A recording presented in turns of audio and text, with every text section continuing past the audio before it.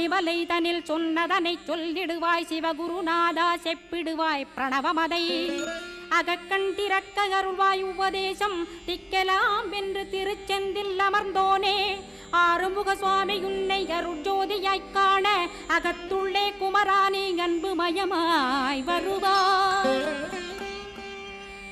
அமரத்தன்மையினை அனுகிரகித்திடுவாயே வேலுடை குமரானி வித்தையும் தந்தருள்வாய் வேல் கொண்டு வந்திடுவாய் காலனை விரட்டிடவே தேவரை காத்த திருச்செந்தில் ஆண்டவனே